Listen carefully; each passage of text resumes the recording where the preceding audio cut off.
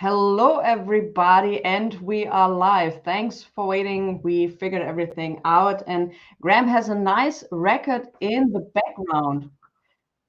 Maybe you can show that to us. This one here? No, on the wall. On Oh, the sure. wall. Yeah. That's a Gladys Knight and the Pips poster that I found in Savannah, Georgia. It's for The Way We Were was the album. Oh, I love that one. And yeah, it was such a crazy find. I think I spent like $2 or $3 on it. It was crumpled up and not crumpled up, but like folded up, and I got really lucky on that one. Wow. Yeah. So, everybody, we are in for a treat tonight, and hopefully, it will be episode 1 of some regular streams with Graham where he shows and plays at least some snippets for some very cool singles. And before I forget it, I want to mention one thing. Graham just released the Soul of New Jersey, a highly recommended compilation of some rare singles. He put that on this album. It has 2 covers, so you can choose which one you prefer, and I can highly recommend this album. I think, Graham, from what I've read from people who went into record stores in New Jersey, it's doing pretty well. Yeah, it's doing really well. New Jersey especially. I'm keeping the record stores. Keep reissuing more and more of their supply. So hopefully there will be a volume 2 coming up. Yes, definitely. Can't wait for that. So you can get this record. If you are from Germany, you'll find it on the store.souldisco.de for pre-order, or you check if you are outside Germany for continuedsound.com. I'll put the link down in the description below. So, Graham. Yes. What happy? But yes, what's the record on the back? You see that one? Yes. This is my compilation of records to showcase. We'll see if there's enough time. Yes, sure. We'll make that happen. Jump right into it. We'll make that happen. First of all, hello Marios, hello everybody in the gallery, old school, wrecked trousers vinylist. Hey Regina from Germany. We have Andreas here from Germany. We have Toast Thorsten. Hello, everybody, and thanks for tuning in. So what are we doing tonight? So I asked Graham, because I'm so in love with this compilation, and he is a DJ, and he knows some really great records. I asked him to put some records out, and maybe we can play some snippets out of it. And yeah, Graham, let's start. All right. So this will be the first one that I pulled out. It's by a man named OGG. It's called The Shadow, and it's an interesting one. It is a man named Rupert OGG Harvey, and he's from Canada, and he's a Jamaican who was born in Jamaica, raised in Canada. And what I've been able to find on him is he went on to be sort of a reggae artist, and he's had some success with a reggae group called Messenger. And I think they had a couple of hit songs, but that was more in the 80s and early 90s. And this came out in 1979, and it's more of a funk jazz fusion record that, despite its cover, doesn't really have a lot of, islandy reggae sounds. It's just a lot of like amazing funk jazz stuff. And the title track, called The Shadow, is my favorite by far. And yeah, it's great. I got it queued up. Do I play it on the... Yes, let's play a little bit. I have my gin tonic, because where I live it's 7 o'clock in the evening. Where Graham is, it's unfortunately 10 a.m. So I'm free to have a drink while listening to some great music. Let's do it.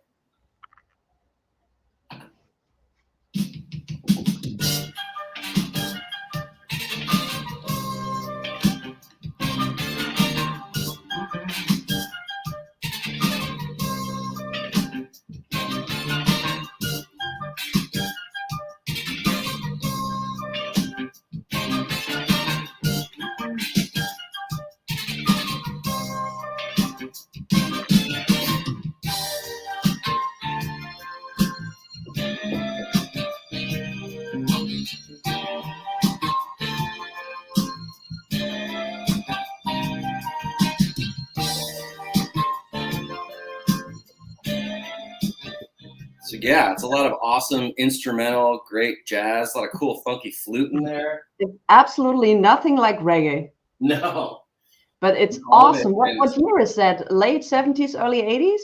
This is 1979. Wow, okay. And I saw in an interview with OGG that this was his first release, and he wrote a lot of the stuff like in his teens and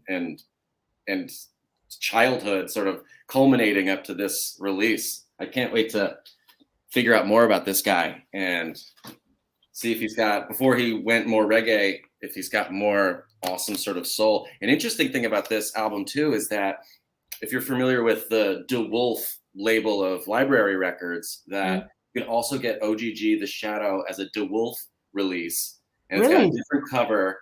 And I know that happens sometimes where, you know, like Keith Mansfield or Alan Hawkshaw or any of these like great library legends have had solo releases. They probably owned the rights and were able to put it out under their own name.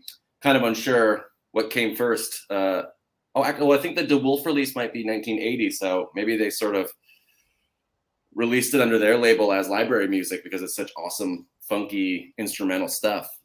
Graham, is it available, or do I need to sell an arm or a leg for it?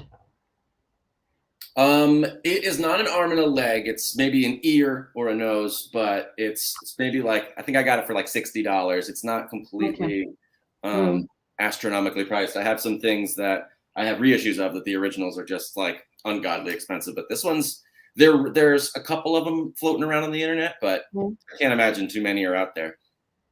Wow. And hello, Joanne from New Jersey. Welcome. All right. This is like, you can see my hat. The New Jersey Superior Place. Yeah. All right. You have some cool record stores up in New Jersey. I know there's some great ones. Princeton Record Exchange has been there a million years. A lot of places that I grew up going to as a kid are magically still in business. It's awesome. Perfect. Okay, I see the cover for the next one. I'm excited. Yes, this is probably, a lot of these records are Brazilian. I'm a huge Brazilian music fan and collector, and this has to be one of my favorites of all time. It's Robson Jorge and Lincoln Olivetti, and they are producers mainly. I'd probably call them like, you know, Quincy Jones or Nile Rodgers of Brazil, because they just made they're on everyone's albums that were around in the 70s, 80s, and maybe even in the 90s. But like of the boogie genre in Brazil, they're just seemingly the go-to guys for production. But they put this out in either 78 or 79 of their stuff. And he's mostly like a synth keyboard guy, and he does some vocalizations, but there's not a lot of lyrics. It's sort of, there's voice, but it's just sort of, yeah, like harmonizing to backing instrumentals. And it's just the funkiest, coolest record in the world. And I couldn't imagine how much the original is, but this reissue, I believe it's Mr. Bongo. And it's put out on I'm going to mispronounce it, but like Som Leva label, which is extremely popular label in Brazil. And yeah, it's just a absolute classic. I'll play for you one of my favorite songs on it.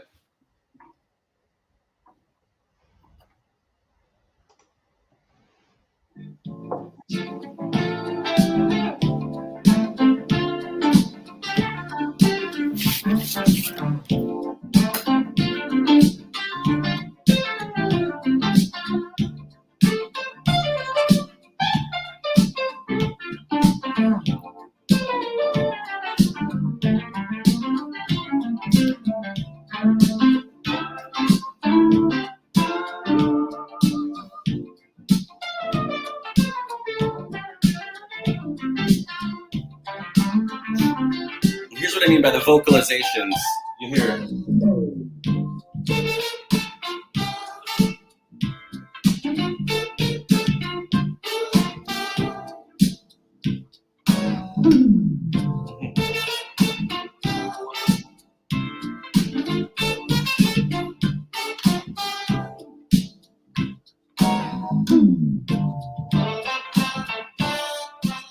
So yeah, that album's Wow, that's amazing. I love it so much. It's one of those set it and forget it albums where you put it on and it's all just killer production and jazzy, not a lot of lyrics, but just like really.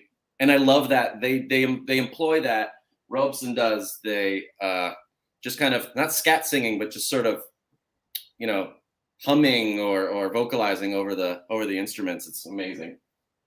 And Music in the House says it reminds me a bit of Madhouse. Oh, have you heard of Madhouse? I haven't heard of Madhouse. Oh man, I love it. I've got research to do. Yeah. For next time, please, some Madhouse. I need some education on Madhouse. Yeah.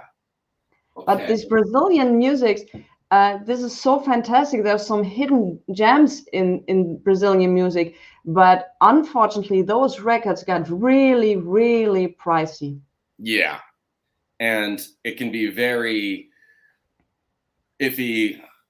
They're out there and they were mass produced in Brazil, but then if you do want an original, it's almost impossible to get a really mint copy of the original. But luckily, so many people like Mr. Bongo and the labels themselves that originally put out the material are reissuing it, and you're able to listen to it. And just I buy everything I find basically. And I got to go to Brazil in April, and I went to Sao Paulo and just spent hours and hours, days and days, just digging through the crates and seeing some of the originals. And they're hard to come by, and then always some sort of rough shape, because I think the discovery of Brazilian music, at least outside of Brazil, was relatively recently on the grand scale, sort of 90s, and then especially with like production, hip hop production, like Jay Dilla and Madlib and stuff like that, were really popularizing the kind of stuff I like. And so a lot of the original's been scooped up. A lot of it cost $1 million, but luckily, Did you book overweight on your flight back? Did you book overweight on your flight back? Sure, I did. I like to have it as my carry-on, and I'll carry like a tote bag that's probably this thick, and I'm just good luck. A personal item, and I'm just like, yeah. I don't trust it. I don't trust it anywhere else besides. I totally agree. When I'm traveling to the United States, I have like a suitcase for records, and I put this with me instead of everything else on board with me on a 9 hours flight, but I don't care. Yes, hold it close. I don't trust. I don't know what it could be. I have one of those. I have one of those really tough sort of DJ traveling things, and even that, I've traveled with that, and it gets beat up. Like the records are but like it'll be damaged, and so I don't trust it. I don't trust any rare records in the under the plane. So let's see. So and Regina says that Sandra Sá is an interesting Brazilian singer. She's fantastic, and these guys have done a lot of stuff. She's got an album that is in my stack somewhere. I think it's a self-titled Sandra Sá by Sandra Sá, and they did a lot of production for her on that album and a couple more over the years. She's fantastic. Boogie genre. So yeah, this guy's pretty famous in Brazil. He's one of the founders of sort of the Tropicalia movement with Gal Costa and Caetano Veloso and Os Mutantes. His name is Gilberto Gil. And yeah, he's been around since the 60s and 70s, but this is my favorite of his albums. It came out, I think, in 1981, and I would be willing to bet that the previous producers have some stuff on this album because it's around the same time. And it was, he's one of these artists that was able to change with the times when the sound that they were trying to cultivate was more folky and singer-songwriter. He had amazing songs in that genre, and then when things started to change and electronic sounds started to come in and things were getting a little more dancey, disco, boogie, he was able to change with the times again, and this is a great example of that. And look at the man. I mean, look at the man. Look at him. Wow. Yeah, this album's amazing, and whenever I'm DJing, I don't think I can go through a DJ set without playing this song.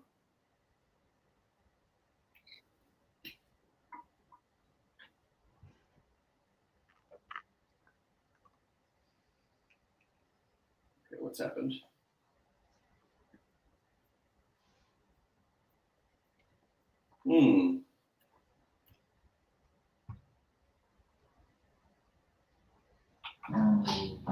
Oh, here we go.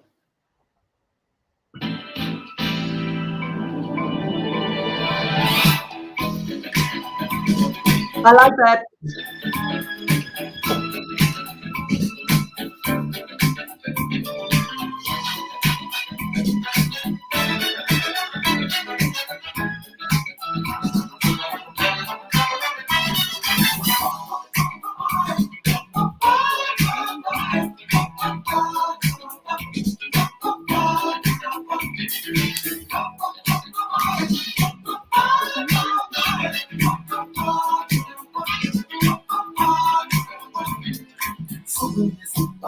Minha alma cheia como um bumbum de bebê, minha aura clara, só quem é claro. Yeah, gets you right away. Absolutely. Now, is this also difficult to get? Let's see. I was able to, none of these in the collection were, terribly expensive. I think if you might have to have it shipped over from Brazil, and but maybe if in Europe there might be a little some things floating around there. Maybe Portugal's got some copies, but yeah, it wasn't incredibly rare to find. I was able to get a copy in pretty good condition. And yeah, the album is called Loire. Mm-hmm. Yeah. So that one's incredible. It's another one where all the songs are. There's not a real skippable track on that one. And all right, let's see what else we've got here. Graham, what I like so much is that you are handling the records like it's not a super pristine piece of art. You're like taking it, playing it, and I enjoy that so much. Yeah, they're meant to be played with. I don't have a lot of, and they're going to have wear and tear because I take them on the road. I take them to gigs. I play with them all the time, and I don't. It's like bringing home a toy and keeping it in the packaging. It's never been my style. Yeah, I totally get you. So yeah, some people like this pristine, hardly put on white gloves to touch it. Exactly. And just sort of, value records in that way. I understand it as keeping its value and buying and trading something as sort of an asset in that way to sort of,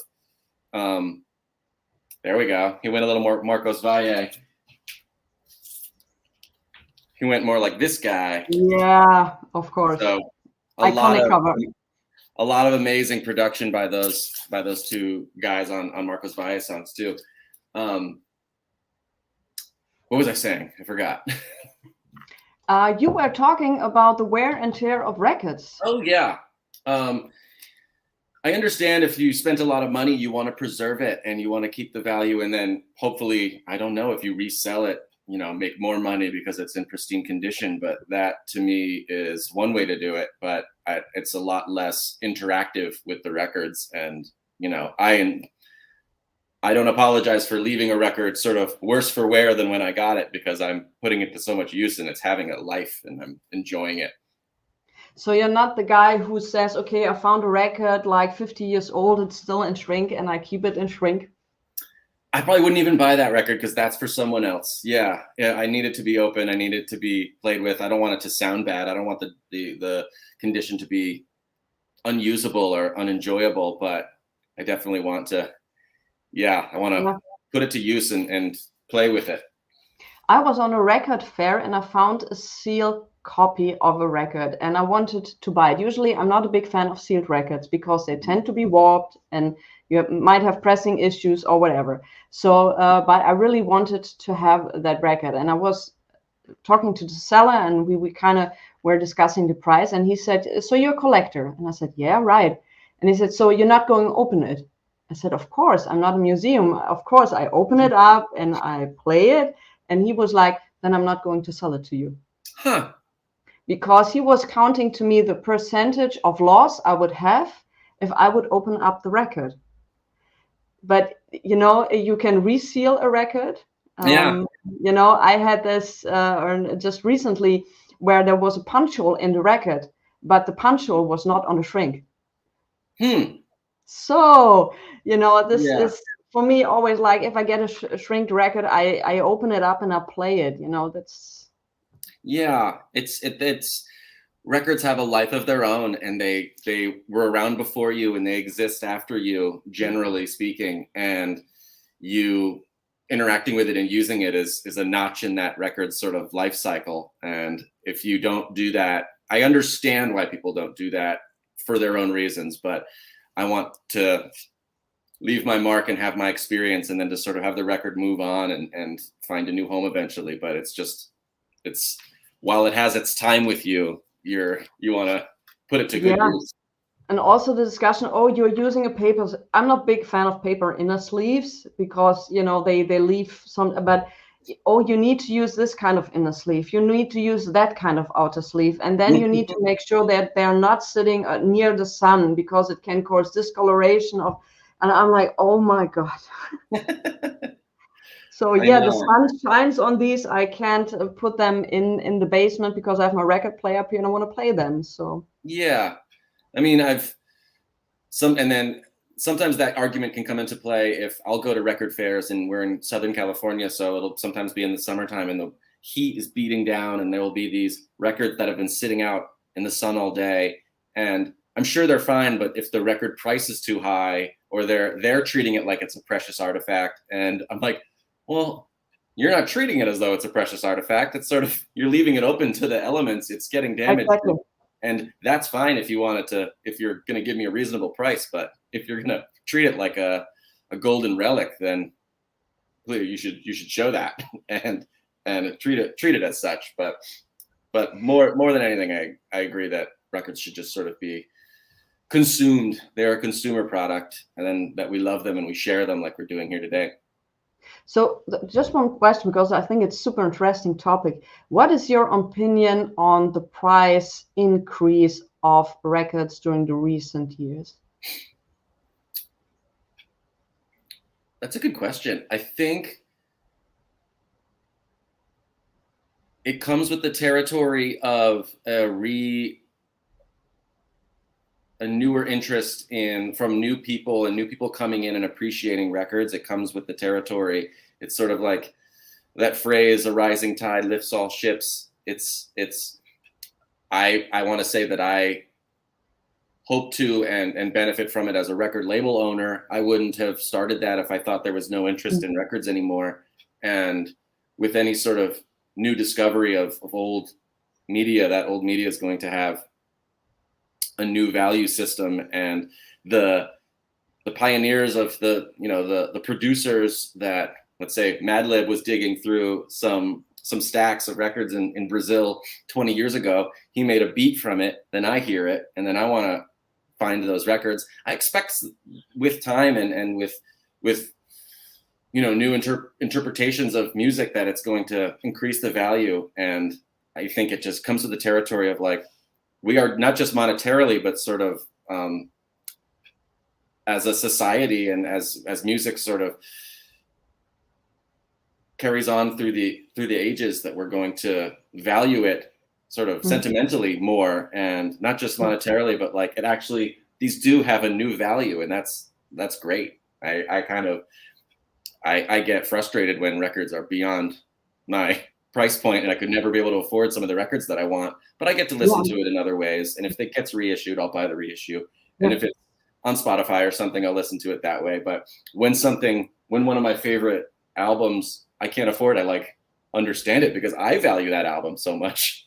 I want to own it, but it's out of my reach because it's rare, or hasn't been reissued or something. Then kind of understand it. I wouldn't personally spend that much. What I don't understand is a record costing thousands of dollars. I can't wrap my head around it, but I understand why I value it so much, that I understand the price point, I think. Yeah, because the price for some of these records got skyrocketing high. Yeah. I saw a record for 20 euros, like $20. And now on Discogs, it's like $150 to $170. And I'm like, what happened? Yeah. I know. And I guess what happened is more and more people discovered it and learned about it and value it for that reason. And then the seller feels they can get that much for it. Great. But I think all that would drive the prices up of records is more and more people coming into and enjoying and appreciating vinyl and certain albums. And I can understand the old school folks sort of feeling threatened or feeling like this is a change that they don't welcome. But I think with more attention on this medium comes just more opportunities to enjoy it and more ways to meet new people and find community, I think. Mm. Yeah. Yeah. And in the background, I see a Clouds record. I love that. Yeah, 1981, I think. Yeah, Graham DeWild. It's great. It's a sort of out of the. And I talked about it when I was on your show previous, but it's a KPM library record that. It's a later release where KPMs are normally characterized by sort of a flat emerald green, blank, no graphics logo, and they're just meant to be just that, library records, and sort of stored away and used sort of in a very utilitarian sort of way. But this one, because it came out maybe in the early 80s, got its own cool sort of 80s style design, and I just can't wait to play some of the things on here because the fact that someone thought to make music inspired by clouds and then made these kinds of sounds is so special. So let's see.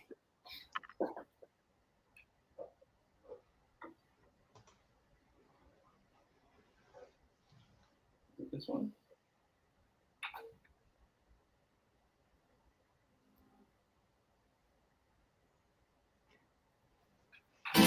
Oop. I know we are in for a treat.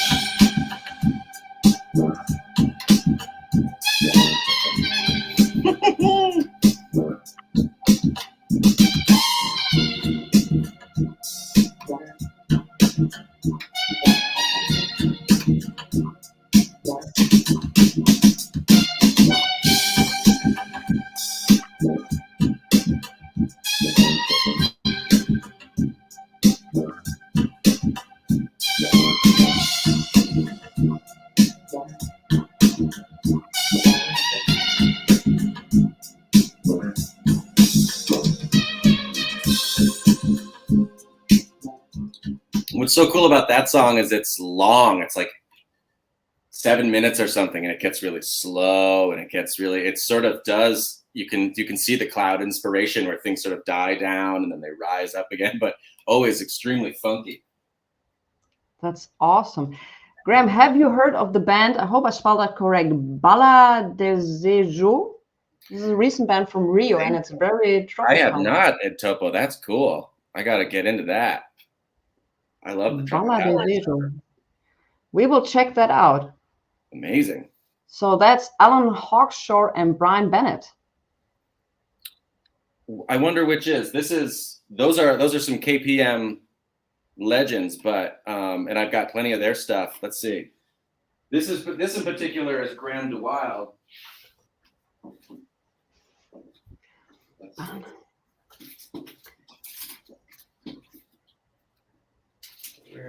My list is getting longer and longer, Graham. It's going to be an expensive month. And once again, we have records starting at $60. That's wow. Yeah, these are the. Oh, look at them. Got plenty of these KPM records that Alan Hawkshaw and Brian Bennett come together a lot, and they do a lot of amazing synth funk sounding stuff. I won't play that. I was trying to find. There's a great KPM record that I have. It's these two. It's Alan Hawkshaw and Brian Bennett side by side, and they're just look like the most old British men. You'd never expect them to be so funky. So Clouds has been reissued, right? I don't think so. No. No, it hasn't. Okay. And there is a not unlike the OGG record, there's an original. There are 2 versions of the Clouds record. That is the KPM release. And then I think Graham DeWilde put it out as sort of his own album, and it's got its own artwork, and it's very cool. I hope to one day own one of each. And so you can find it out there. And it's under $100, but that's still pretty impressive. Maybe around like the $60 range. So I've seen a promo of Clouds, I think on Discogs for 150. Oh, wow. Yeah. 100%. I think like a British kind of version to it. And I was like, oh, wow. And it's a beautiful album. I know, I love it. That's what I love about library records is they're literally designed to create a mood. So you can just put it on and it's taking you through, and it's got the prompt of Clouds. So you can just think that in your mind and just have it on in the background. And it's designed to sort of carry you through. Nothing's going to be too sharp or too sort of not fitting in with a general mood. You're actually going through a journey with them. You just need to close your eyes and you're going on a journey with them. It's just on the bad side, after around 15 to 17 minutes, you have to stand up and change the side. Yeah, I So gotta you wake up from the stay journey. close by. That's my move. It's just sort of be close by as you're relaxing. You have the perfect setup. I'm sitting on the couch and I always have to stand up, but I wish I would have a setting where I have like a comfortable chair next to me, my turntable on the other side, my record, so I can easily flip. That would be my dream setup. Absolutely. There's a cool Instagram account I follow. I wonder if it's called Vinyl in Days, and it's just this. I don't know where he lives, but he's got his own room that he's got a wall similar to yours, and he's just like got maybe like an Ames chair or something, and he just sort of course an Ames chair, like a $7,000 chair to sit in and listen to music. Yes. And that's just the cheap version of these chairs. I had the honor to sit in one because I thought once you have this hype, like every kind of record collector needs to have a chair like this. Yes. And they're very comfortable, but like 7,000, you're kidding me. I can buy a car for this. I know there's some even the replicas out there are out of my price range. That's for sure. I would sooner build a chair or something with materials. Yeah, exactly. Maybe some solution. There should be a replica from IKEA like this for like 200 right? bucks. They should do that. I'm sure the Eames people, the marketing department is watching them for anything that they might be able to rip off to sue them or something. Exactly. So what's next in line? That looks like a very promising cover. Yes. So I'm taking a trip. I'm leaving tonight on a red eye to fly to Cuba, and I'm gonna be in Cuba for a week. So I thought I'd bring some Cuban stuff. And this is something that I found. I don't even know where I heard it, but I tracked it down, and it's the group. It's called Grupo Algo Nuevo, but the man is named Juan Pablo Torres. He's a trombone player, and this is, talk about records that are like barely, the record plays great, but the cover itself is extremely fragile, but it looks like a little piece of paper. It really is. Instead of a cover. Oh, look. And,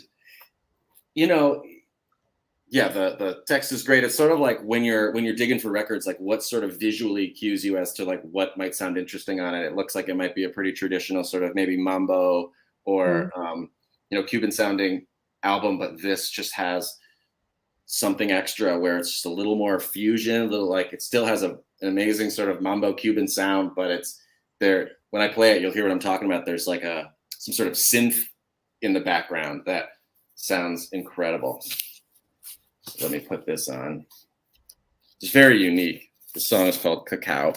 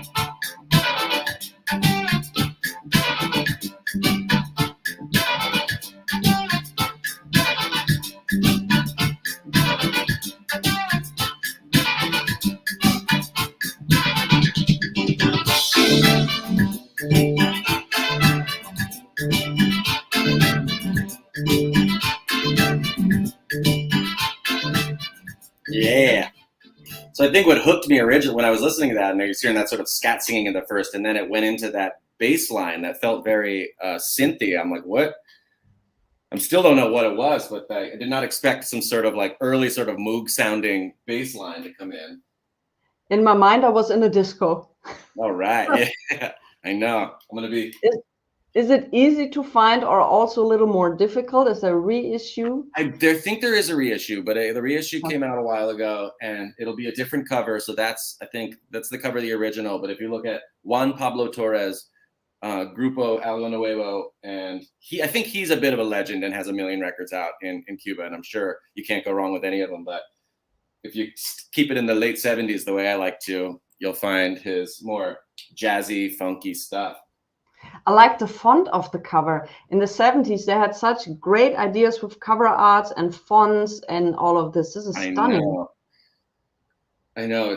I remember there was an interview with, I think it might have been Adrian Young, who he's an LA guy and he puts on a lot of concerts and does a lot of Brazilian stuff in LA. But he's a composer primarily. And he's there's an interview with him out there somewhere of when you're looking at when you're just digging and you're not sure what's on the album, but you want to know like how to hedge your bets for something that might be good.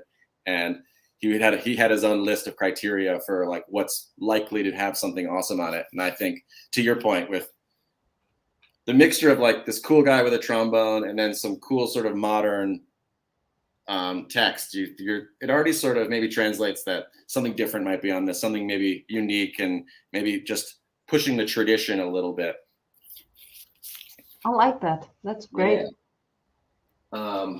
So let's see what else. Oh, I'm curious, Nadine, if you've heard of these folks. This is an album called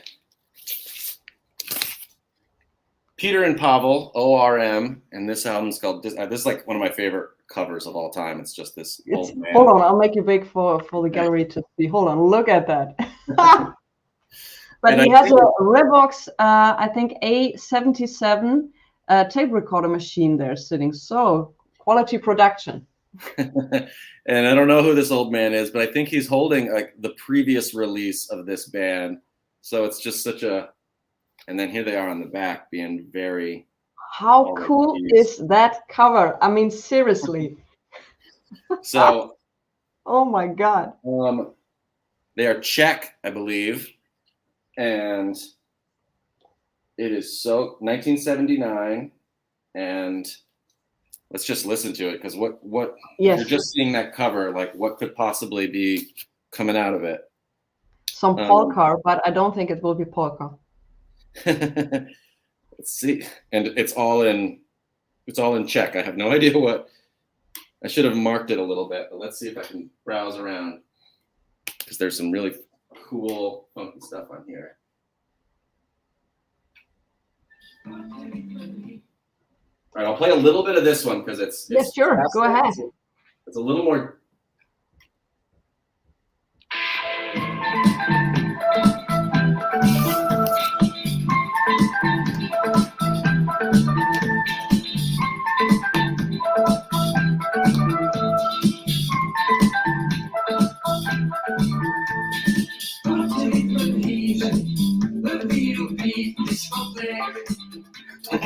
I hear discotheque. Yes, me too.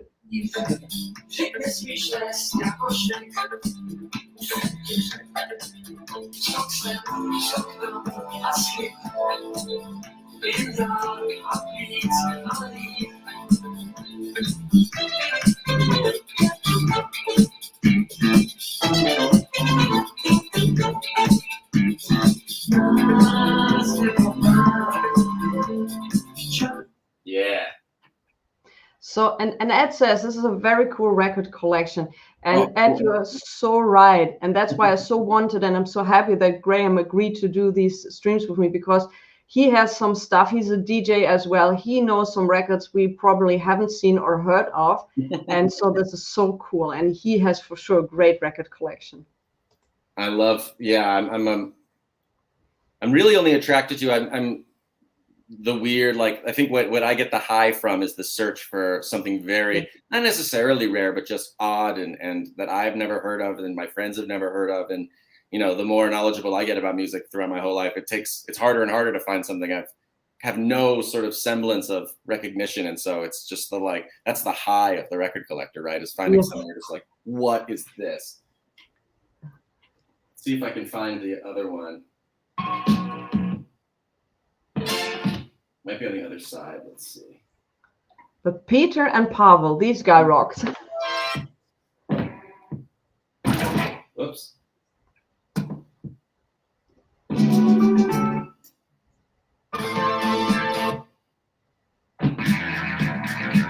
I mean, this isn't it, but this is just.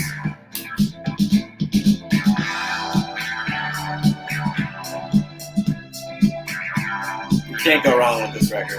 This is so cool.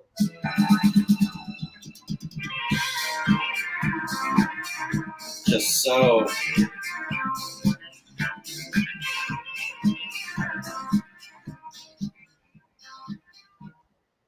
See, I really like jazz fusion, and I really like, you know, maybe it's some krautrock influences, but as long as it has that funky, soulful sort of bedrock is what I need for it to have. If it gets a little bit too abstract, I lose interest. But if it can sort of stay something you can move your body to and dance to while still being incredibly intricate and musical, I'm a happy camper, as they say.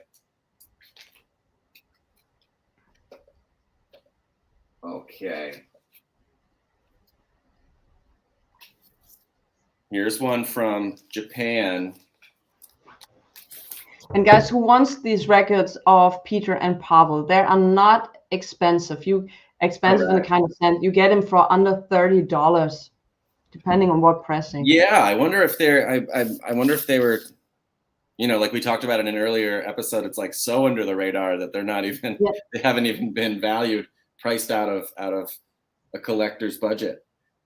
And I feel like this might be something similar to that, which is, I love this cover. Her name is Izumi Kobayashi, aka Mimi, and I want to say that she, if anyone's watching, listening, that's familiar with sort of the Japanese jazz city pop genre, I think she played keyboard for this guitar player named Masayoshi Takanaka, who's very famous and all of his records are very popular, and he's got great sort of jazz guitar. He's a guitar guy, and his records are great. And she was sort of, I think, in his band for a long time.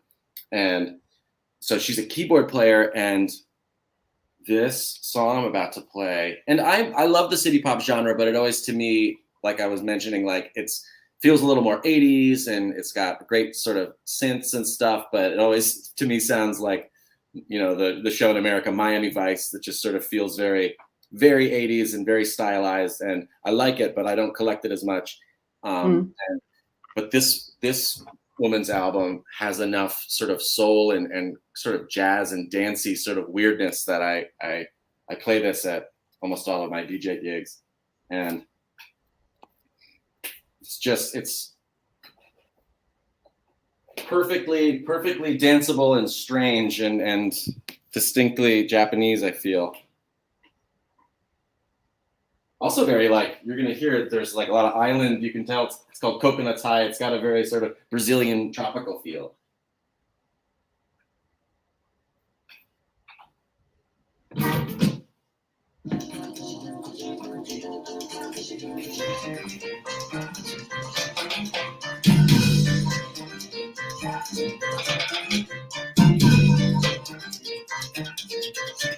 I'm thinking about Gloria Estefan. I'm thinking about Gloria Estefan. Yeah.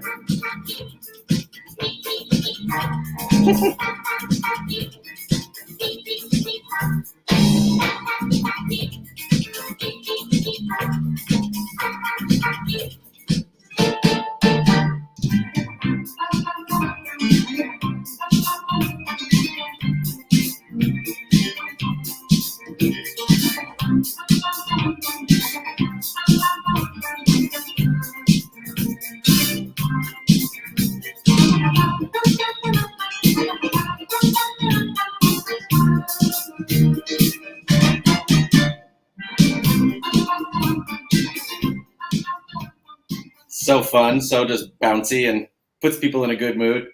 Absolutely, I love it.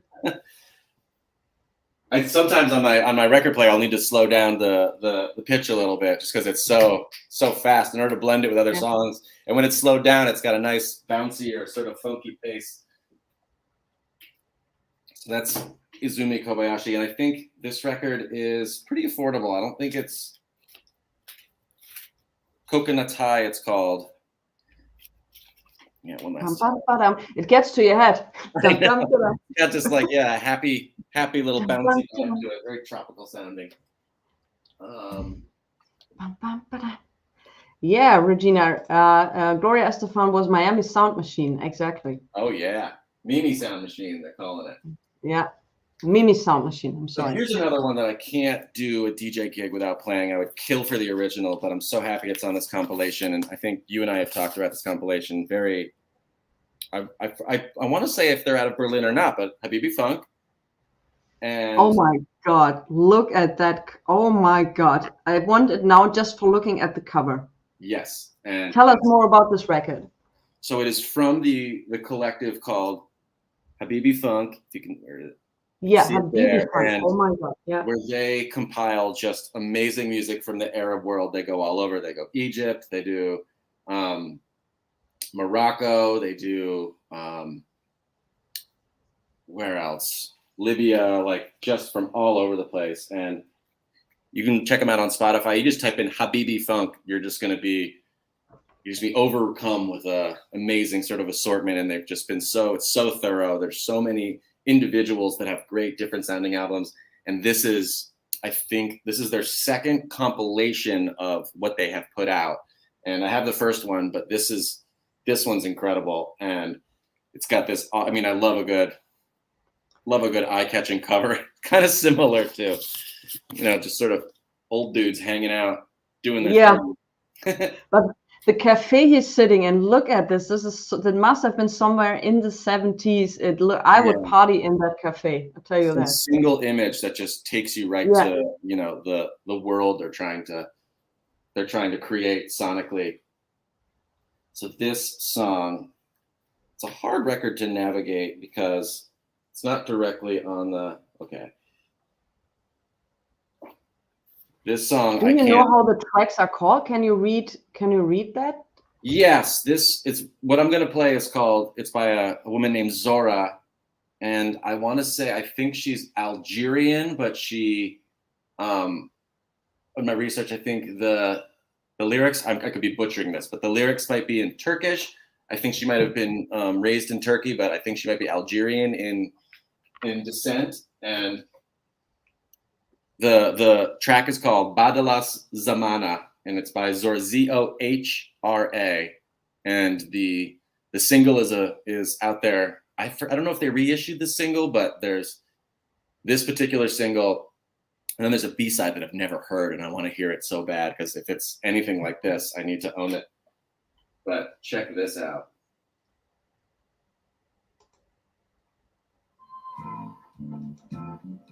Oops, wrong side.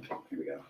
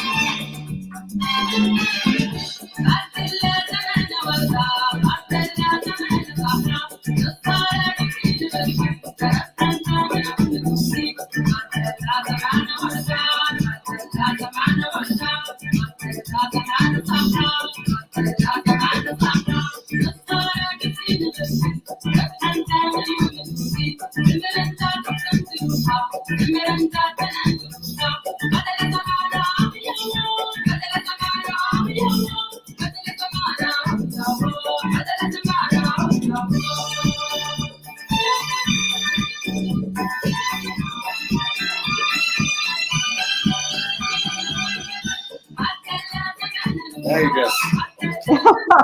It reminds me a little bit of Bonnie M. Oh yeah, a little bit those strings, right? Yes, exactly. The strings were totally reminded me of Bonnie M. And Oh, DJ yeah. Mr. Joe, love that Aura MLP. You're 100% my speed. Oh, So, yeah. and Ed is asking, do you have some kind of channel? I know you have an Instagram channel for continued sound. You have a private channel, but do you have some kind of channel where you play some tracks or something like this? No, this is giving me inspiration to share more of my collection. I have my personal sort of Instagram page, and then I have my continued sound, and I think I'm learning that people want to hear more of my weird records that I collect, and I The should be weird sharing records are the best. them. Yeah. And So well, we keep that going. We try to do that monthly, everybody. And also, what's so great is the variety stuff. We hardly hear about. And like you already seen, Graham has a fantastic collection and a great taste. yeah, I'm gonna keep, and I like, yeah, just it's also any reason to re-engage with my record collection and try to find. I think what I collect always sort of goes together. As a DJ, I think I want to be able to bring, pull from my collection as sort of everything kind of vibes together. I've definitely got some sort of more serious jazz over here and stuff like that, but the stuff that I collect that really catches my attention, I'm like, oh, this would fit into a DJ set with a bunch of stuff. Yeah. My favorite DJ sets in the world are taking you all over the place, and you're just hearing, you can sort of maybe sonically place where it's coming from, but it's fitting with, I could play something from Egypt with something from Japan, something from Brazil, and they're all sort of sharing a common sort of through line. And you're doing your DJ set with records and not with USB sticks. Absolutely. Got to bring my records around, and that's, you got to play with your toys. If you have them, you want to share them and showcase them. And Ed is asking if you might have a Mixcloud account. I don't. I have a SoundCloud where I put some compilations up there. Continued sound on SoundCloud. I like to, and I need to do it more, but I'll have sort of 45-minute to hour-long mixes around a central theme. Like there might be the word rain, or there might be the word motion, and it's just a bunch of songs from my collection and beyond that sort of run in together with sort of a general theme. So continued sound on SoundCloud, you can hear some stuff. Perfect. Yeah. So at SoundCloud, you need to check out SoundCloud and continued sound. Yes. So let's see. We have enough time for, yeah. Yeah, sure. We're sure. Let's see what so else people want to hear more, and I want to hear more. So we have some time to play some more records, of course. This one's nice and weird. It's a man from Italy named Tony Esposito. Look at this guy. And he's, got a real new age sort of vibe to him. And he loves his percussion. He loves his drums. And I don't even know. I mean, I guess it's in the funk genre. I'll put it on and you'll decide for yourself. But it's sometimes I wonder if the things that I listen to only I enjoy, but I'm learning that maybe that's not the case. I'll put this on because it's definitely interesting.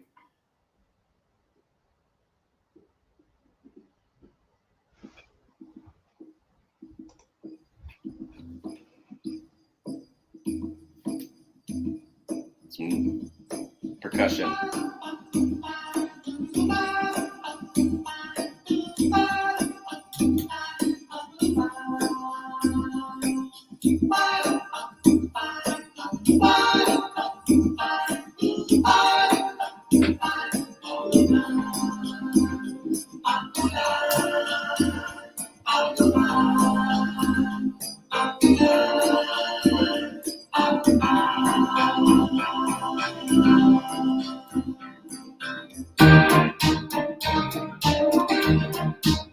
That's cool.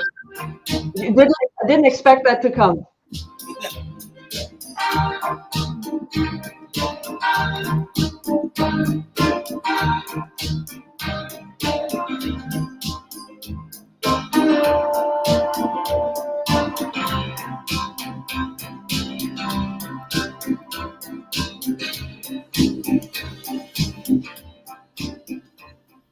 So I don't know if you can. Wow. So wow. funny. Honestly, if I would have seen that in a dollar bin, I wouldn't have picked it up. So for me, it's always important to learn, never judge a book by its cover. I know, and maybe some of the like with the other record. I mean, this font's a little crazier, but if they're kind of taking liberties with their wacky font choices, that could maybe distinguish it from. I understand what you mean. Like this guy, you'd probably think was like a folky sort of. Exactly, maybe, exactly. That's what I would have expected. Some folky stuff. Yeah, some weird folky, unlistenable jazz music or something. But yeah, it's so interesting. Like what you'll find and what you got to take a chance on. I mean, he's definitely weird. He's definitely got weird stuff that's a lot more experimental. But he'll get a little more funky if he needs to. Let's see here. Oh, here's a good guy. More Arab stuff. This man named Ali Hassan Kuban from Nubia to Cairo. And this is the reissue cover. It's so cool. I think the original one that came out looked like that. If you're digging for this one. And it says here the soul of Black Egypt. And I don't know much. I mean, other than what I've read about this, he's just this multi-instrumental sort of virtuoso, and he's able to. What I enjoy so much is like keep so many of the elements of the region that he comes from, while sort of having a sensibility of sort of soul and funk, and you'll know what I'm talking about in a minute. I put on just a way to sort of let's see. Who made the reissue? If people are looking for it, it appears to be a label called Piranha, P-I-R-A, like the fish,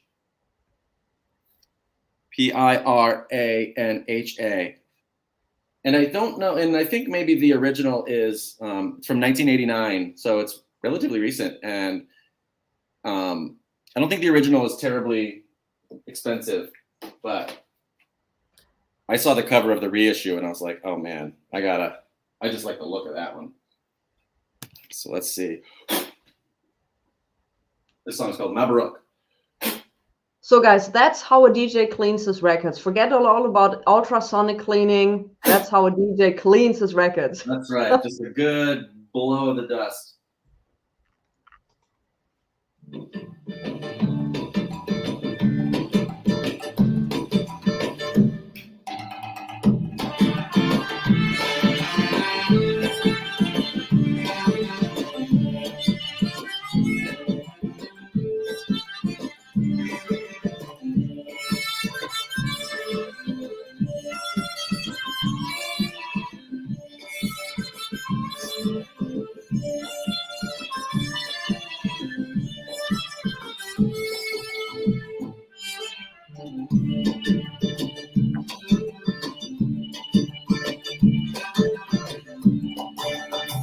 مضروب مضروب ألف مضروب مضروب Unchain my heart. ألف مضروب عروس الحلوين أجمل عروسين عروس الحلوين أجمل عروسين يا صلاة الزين يا صلاة الزين على العروسين I can imagine the song fits perfectly if you do some remixing and put this part in between. Yeah. But it gets you moving. Yeah. Is it the Egypt version of Unchanged My Heart? Ooh, it does sound. It has that call and response. Yes. And I need to figure out what. Unchained My Heart. Yeah, that sounds the exact same sort of structure. Great call. It says, there's actually there's lyrics here. It says, Mabruk means congratulation, and it says, 1,000 wishes and happiness to you and your beautiful bride, your beautiful groom. Congratulations. It's like congratulate like a marriage or something. Like yeah. But I bet they definitely pulled that influence from Unchained My Heart. Awesome. So maybe I'll finish with one more, and it's my favorite. probably my favorite album of all time and one of my favorite songs of all time. I want to say that I almost start every DJ gig with this song just to set the mood. It's Brazilian, and I may never own the original, but it's by a woman named Avina, and it's her third release. I've got a bunch of Avina albums, but this one is, I think, her most popular, and I want to say it came out in 1971. So I have the Mr. Bongo, which is a reissue label of the track that I love so much. So I was able to procure this. Even this is hard to find, and can get it. But if it was quite popular in 1970, why is it so difficult to get the album? They never repressed it. I'm really surprised Mr. Bongo being so ingrained in the Bresillian reissues never got his, I don't know what, there's probably just some bureaucratic stuff. This happens a lot with reissuing where you can't access the people you need to access. But if you type in Cartão Postal, it's Portuguese for postcard. It's her, and it's such a beautiful looking album. And, you know, we all have our records that, you know, one day somehow it can come into our lives, but I think it's like $600, $800 and just uncanny just because I think they made a mono and a stereo in 1971 and never again. And wow. When I was in Brazil. That's such a shame. There's so many cool records out there, and I'm saying it again and again. We have like millions of versions of Kind of Blue, of Led Zeppelin, but there are so great records out there where there's no reissue available. So record labels, do us a favor. And I wonder if it's going to sort of go the way of, you know, when streaming first came out and something like Napster first came out and, you know, Metallica wasn't happy about it. And there was this sea change where the music industry was saying, this is not the way it's ever gone. We need to do something about this. This is bad. This level of access to music needs to be regulated. And, you know, at the time we didn't know any better but what we knew is that we now had a new way to access the music that we could never before. And sort of the customer had more control than the record labels. And I, you know, in a way that still makes everybody happy, I want that to happen more with reissues, where if there's some sort of governing entity over albums that bureaucracy prevents from more people enjoying, I want the rebellious spirit to permeate and facilitate sort of, you know, you have to sort of apologize. What's the phrase? It's like better to ask for forgiveness than permission. You go and you access and you put it out and understand that there's a market for it, and then the right people get paid. Because I just think Avina, she's still alive. She probably wants her music to live on and have more of a life again. So whoever's keeping these certain records from being reissued, I hope we can one day change that. But this track called Espera Ver, terrible, I don't know Portuguese, but it's just for 1971. They were just sort of marketing Avina as this, you know, very cute singer who made sort of pop songs, but this, for some reason, just grabs me and has a chokehold on me.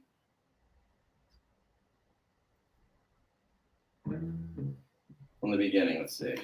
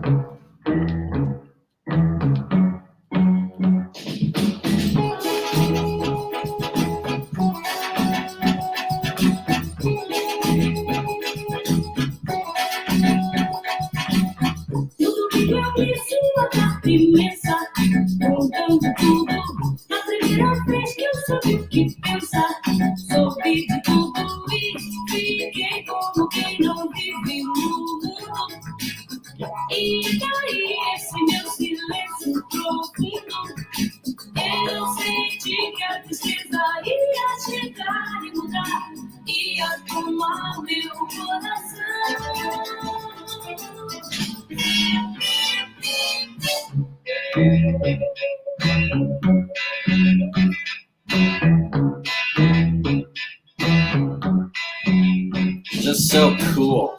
Just to me, I'm just like, this little girl is so cool. She's probably like 19 or something at the time. And Wow. it's like, man, if that's how they marketed her, as just being just the coolest, so soulful, and that entire record has so much beautiful songwriting on it. There's a couple funky songs like that, but then there's these slow songs, and I'm not always the biggest fan of like slow melodic ballads, but these are just so beautifully. It's on Spotify, so you can listen to it, but it's just my favorite album of all time that I've ever heard. And 600 for a mint or VG Oh my copy? gosh. They're even hard to find. I saw if you type in, eBay has one for sale, and I think it's being sold from Brazil, and that one's $650. I imagine mint is got to be $1,000. There's a record store in Los Angeles that has a copy for $800.